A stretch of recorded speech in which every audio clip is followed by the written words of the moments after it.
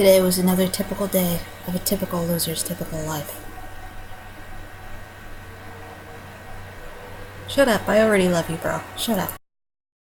And I can't pronounce their names. Day one. Okay, day one.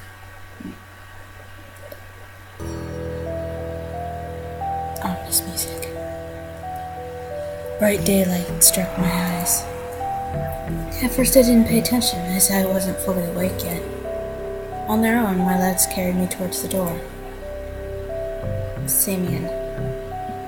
Oh, was that me? Damn, looks like I fell asleep and missed my stop.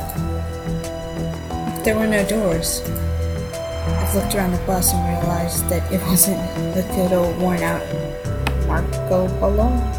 Instead, the bus was the Icarus model, and new. What? I was frozen in shock. How? What? Am I dead? Possibly. Have I been kidnapped? No, I must be dead. You could be kidnapped. I touched my body wildly, slapped myself in the face a few times, struck the back of the front chair with my forehead. Dude, calm down. It's clear. I'm either still alive, or being dead, you can still feel the pain. Wow, that's very decisive of you, Sherlock. But how could all this happen? Maybe I was asleep for too long and ended up in a bus depot, inside of a locked mobile. Okay. And then what? Did they put me into another bus and remove the door? I rushed out and took a look around. I thought you just said there was no door. Maybe I misread then. Greenery wherever I looked. Tall grass on the roadside, trees, flowers. Summer. But how? It was winter just a moment ago.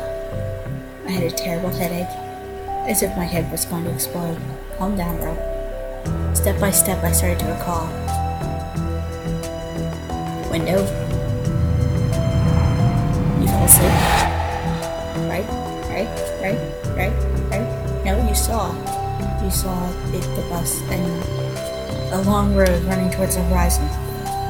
Forests, plains, fields, lakes, and forests again. I think I was sleeping, but how then can I remember all of it? And then a gap. Some girl leaning over me. She is softly whispering something in my ear. And a gap again.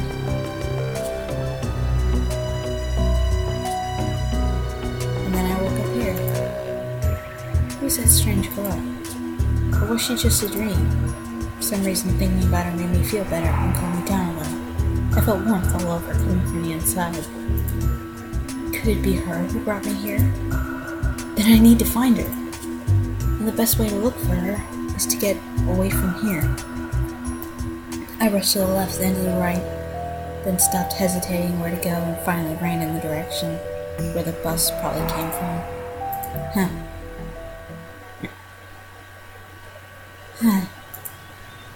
Physical exercise does refresh one's mind.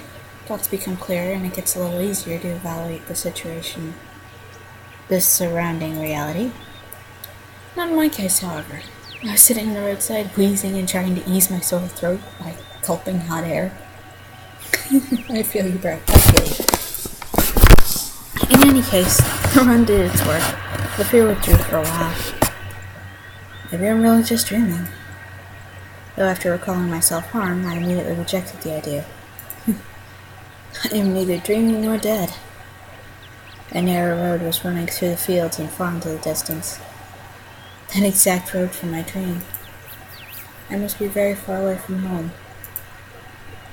And it is not that it was winter yesterday and it is complete summer now. It is about the environment. What? Of course, the summer is usually like that, green and hot, but here everything is not just like in real life. Everything looks like it was taken from the paintings of Russian landscapes artists of the... Hold on, I can do this.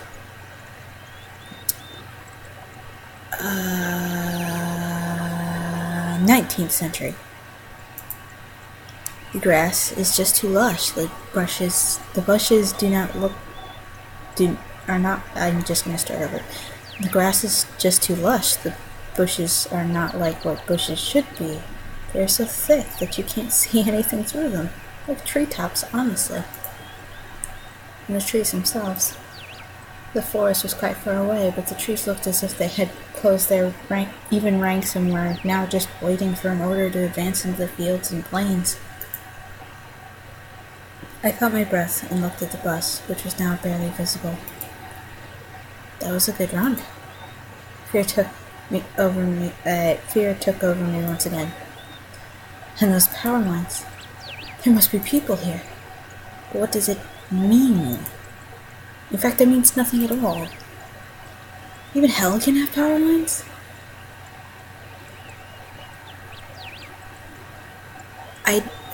What? Yeah, okay, there are power lines in hell, bro. Baking and roasting the sinners is too old-fashioned. Okay. I must have reached the point of no return, after which you should either lose your mind completely or finally try to understand what is going on.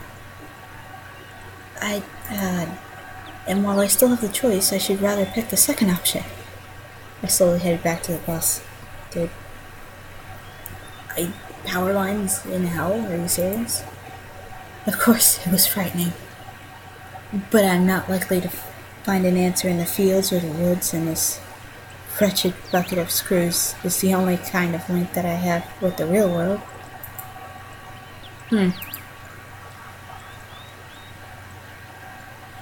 I should carefully scout the area. A brick wall. Oh, thank you.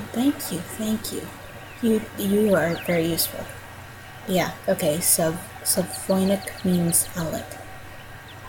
A brick wall, and its gates crowned with outlet sign, statues of pioneers at the side, and a road sign nearby showing the bus route number 410. The trip's taking a bit too long today, I smirked. A person may start acting inadequately in extreme situations. Yeah, like hurting themselves and throwing themselves all over a bus. Okay. Something like this probably happening to me now. This place didn't look abandoned at all. No rust on the gates, no damage to the walls. Savoinic. What could have a name like that? Judging by the pioneer statue, it could be a kid's summer camp. And this camp seems to be working. Of course, the simplest explanation logically explains nothing at all. The strange girl, the altered bus, summer, the pioneer camp. Thousands of theories went through my mind instantly, from alien abduction to lethargic sleep, from hallucinogenic to time and space shift. None was worse than the other, but there was really no way to pick a single one. Then it all came to me. I can try to make a phone call. I took out my cell phone and dialed the first number for my contact list. But instead of signal strength bars, the screen was showing a thick cross. Alright, there may be no signal in such backward country place. Though I cannot be the only one who got here. Buses don't go on their own. True that. He checked the bus from all sides to make sure that it wasn't a hallucination. Bits of dirt on the bottom, some rust here and there. Faded out paint and worn out tires. No, this is definitely a very ordinary Icarus. Yeah, exactly the kind of bus which takes you to places beyond your understanding if you carelessly fall asleep. So carelessly. I gave a nervous chuckle. It came out by itself, sporadically, because it wasn't in the right place or time to laugh. But where on earth is the driver? I cautiously sat down on the curbstone beside the bus and started waiting. My patience doesn't last long. My anxiety seemed to have reached the top, and I started going slightly mad. In such a situation, anyone would have probably felt something similar. Aliens in parallel universes were gone from my imagination, leaving only void and darkness. Is this how it will all end? How my life will end? But I wanted to do so much. So many things that I had no time for yet. I was taken over by the idea that was definitely the end. But why? It's not fair. Surely I'm no worse than anyone. God, why? There you go, blinking again. Bad shit happens when you blink, son. Tears were burning my eyes unbearably. I curled up and started rolling in the grass. Why? What did I do? Why me? But my outcries were only heard by speechless statues and pioneers and by a bird on a tree, which immediately flapped her wings and took off, having cried something in its own bird language, as if laughing at the dare to interrupt its after-dinner nap. At last I was breathless with my weeping, and just lay quietly, sobbing from time to time.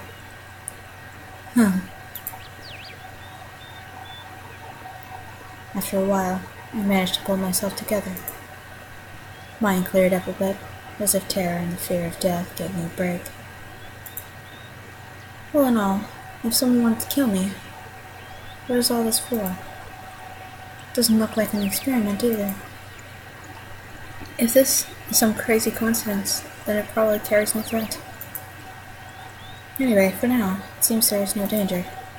The panic was soon gone. Of course, the blood was still pounding in my head, and my hands were still shaking, but at least I could think clearly now. Right now, there's nothing I can really change anyway. So no matter how much I think or get mad, it would only make things worse. There's no point making guesses until I get some facts straight. In any case, I won't learn anything by lounging about here. This camp, if of course it is really a camp, looked like the only place where people could be, so I decided to walk there. And hardly have I reached the gates when a girl came out from behind me, wearing pioneer uniform. My logic didn't let me down this time. And again, pioneer uniform in the 21st century? No, wait. Yeah, 21st century? And then again, girls here. I froze, unable to make a step. I felt very much like running away. Running as far away as I could from this place, far from this bus, gate statues, and far from this bloody bird with its siesta.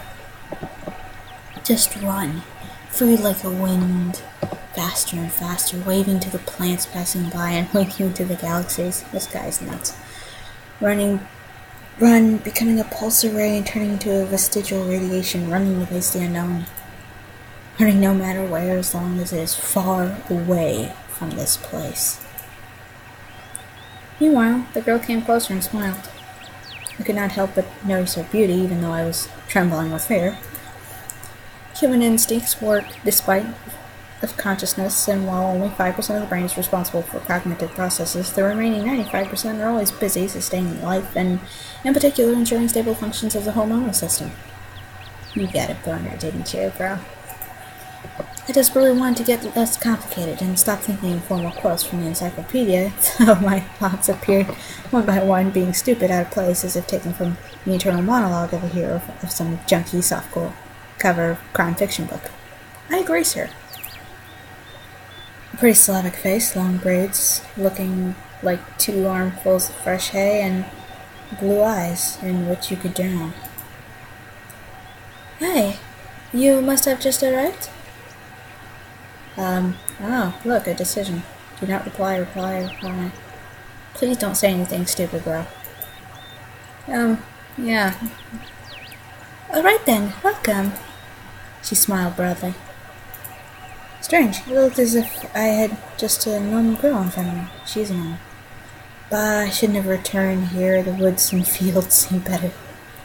What shall I do next? Try to speak with her as if she was a human, or run away, or whatever? The blood was pumping unbearably in my head, tearing it apart from the inside. A little bit more, and the poor pioneer girl would be splattered with the hideous contents of my skull. What's funny about that? The girl gazed over me. It sent shivers down my spine, and my knees started to tremble. No, nothing. Great then. Great? What's great about that?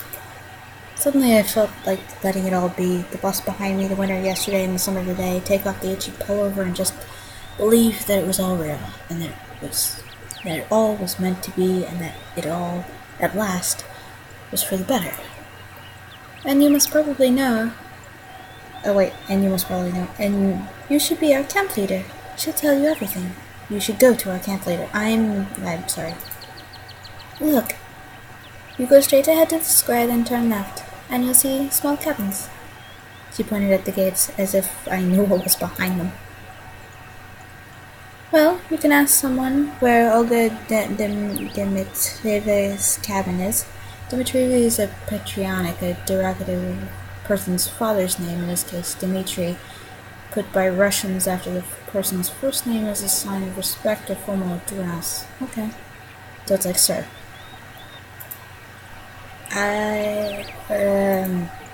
Got it? Of course I didn't. And I got to go. The girl waved her hand at me and disappeared behind the gates. It seemed as if, for her, I was something ordinary.